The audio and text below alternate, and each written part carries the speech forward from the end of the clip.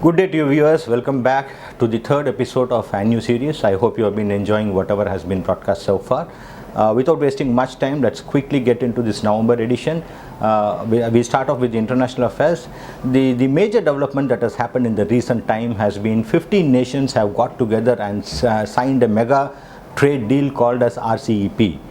What is RCEP? It's basically Regional Comprehensive Economic Partnership, originally conceived a couple of years back as a part of ASEAN group of countries. But progressively it went on to become ASEAN plus 3, which means it included China, Korea and Japan, and then it went on to add Australia, New Zealand and India as well. It went on to become ASEAN plus 6. And then subsequently, when these trade negotiations started, India finally pulled out of this deal. But recently this RCEP deal was signed by 15 members. So basically it consists of ASEAN members plus the FTA partners of ASEAN, which is the free trade agreement partners of ASEAN.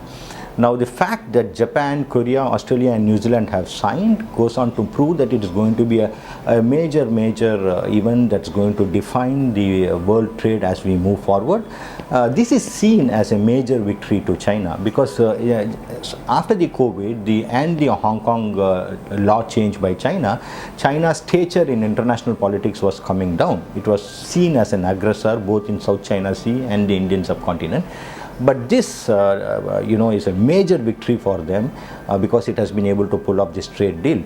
It also means that US is losing its preeminence on trade matters. Now, we all know under the presidency of Mr. Donald Trump, US has been kind of on a battle mode with most of the countries, including their traditional trade partners. And China was one of the countries which was constantly being targeted by him. But the fact that this trade deal has been pulled off definitely increased the stature of China.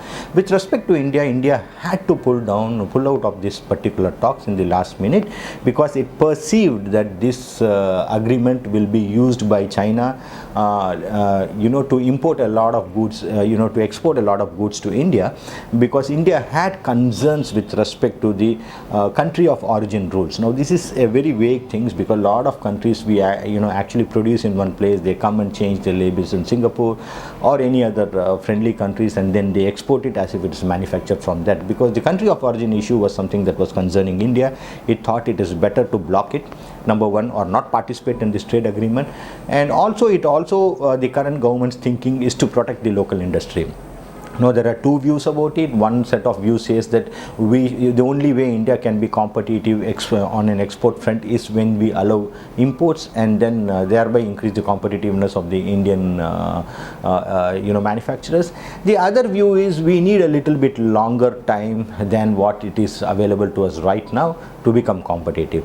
We also had concerns with respect to the agri-produce because New Zealand was a major dairy produce country, and then India had a very strong cooperative movements for production of milk and milk products, and therefore they wanted some kind of protection.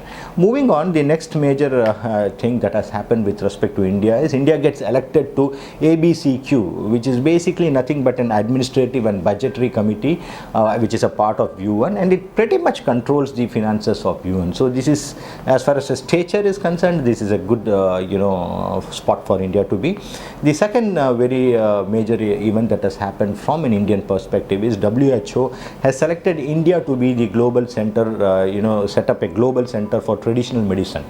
A lot of people are enthused about it, but it's once again, they have a lot of centers. WHO has a lot of work happening across the world, but definitely it's a small recognition with respect to alternate medicine and traditional medicine. Chinese and Indians have always been very strong on the traditional medicine side, but this is some kind of recognition for that.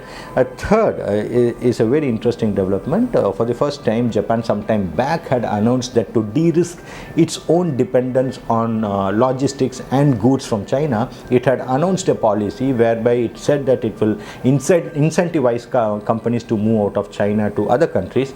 Now, two companies which moved out of China to India have received their first set of financial assistance from Japanese government. So that's a very positive development from national perspective. The other aspect which has been traditionally, which has been discussed and often appearing in the print, is that the next phase of Malabar exercise is getting underway, and we are seeing Australia participating in this Malabar exercise once again. It had been a participant much earlier, and it had withdrawn, looking at its relationship with China. Now the fact that India, US and Australia are part of this exercise goes on to indirectly kind of send a message to other countries that there is a partnership coming up. We now move on to the national policies and news. So it's something very phenomenal has happened.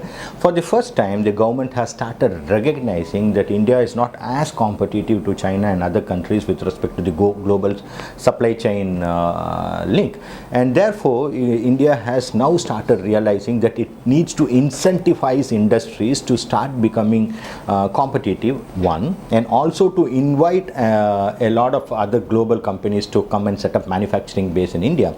India traditionally has been an agrarian society, and it has gained a lot of credibility with respect to service delivery, but manufacturing was one thing which was lagging with respect to the global standards. And therefore, I think the good thing is the government of India has now recognized that it needs to incentivize and invite people to come and set up shops. And therefore, a couple of months back, a production-linked incentive was offered to pharmaceuticals, medical devices, and electronics, especially with respect to mobile phones and accessories manufacture. Now, the government has extended it to a lot more industries, and it is planning to have an outlay of something close to 1,45,980 crores over a period of 5 years, just as incentives given to these companies which are going to set up shop and increase their production or focus on exports. The industries which are going to be benefited out of the recent bout of production linked incentive announcement are battery manufacturers, predominantly focusing on lithium ion batteries or rechargeable batteries, and two, auto component manufacturers, network products, textiles, food processing, solar photovoltaic cells, genomics, artificial intelligence, 5G networks, robotics, drones, and all these things are basically aimed at reducing the the import dependence, and also to create scale and subsequently to promote export. See, one of the biggest factors for us to succeed in export is that we need scale, and this scale has somehow not been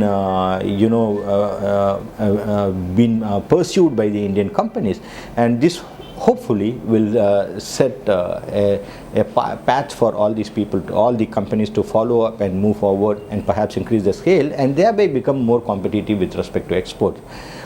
So this following this, there are also a couple of other very interesting development that has happened with respect to keeping the future in mind. The GST infrastructure has been upgraded to 3 lakh concurrent users from 1.5 lakhs currently.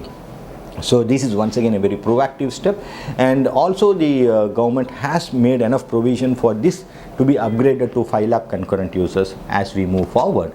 The shipping ministry has been renamed as Ministry of Port, Shipping and Waterways. Now what has got these names got to do?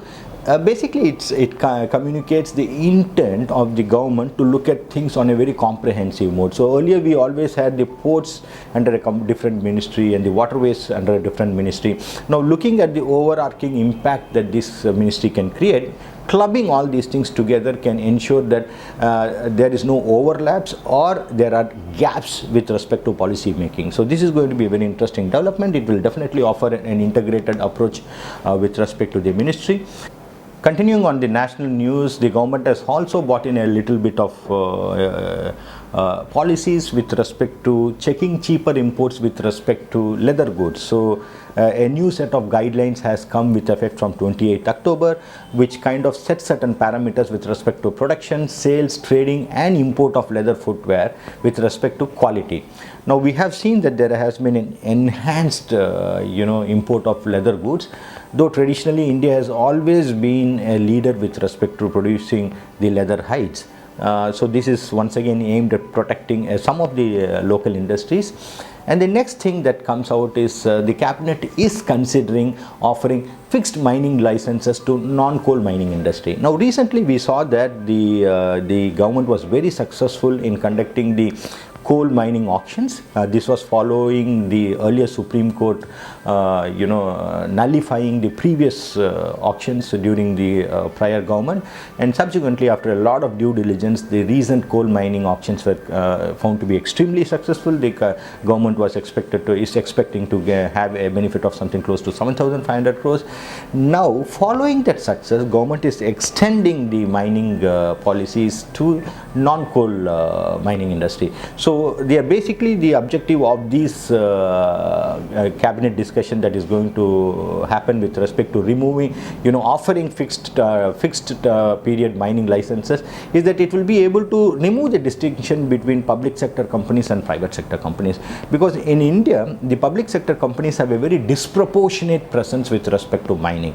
And the second thing that it will also be able to benefit is that there is a good possibility of employment generation of close to 13 lakh people when there is a privatization happening on this scale. It will also be able to remove the distinction between captive and non-captive mines. So now there are a lot of industries like cement and steel which always benefited from having captive mines, but then to bring in a level playing field, this particular note of that is happening in the cabinet is supposed to eliminate this difference as well. This is a very welcome change, because what we are seeing is we are slowly seeing that the cobweb of rules and regulations are being removed, and slowly almost every industry and the licenses are being made transparent, simple and efficient. The Energy Ministry has come out with an announcement that has reclassified the use of land with respect to creation of solar power. Now there is a scheme called PM Kusum, under which the public could go and get some benefits with respect to subsidies and other things. And earlier only barren, fallow and agricultural land was allowed to be used under this scheme.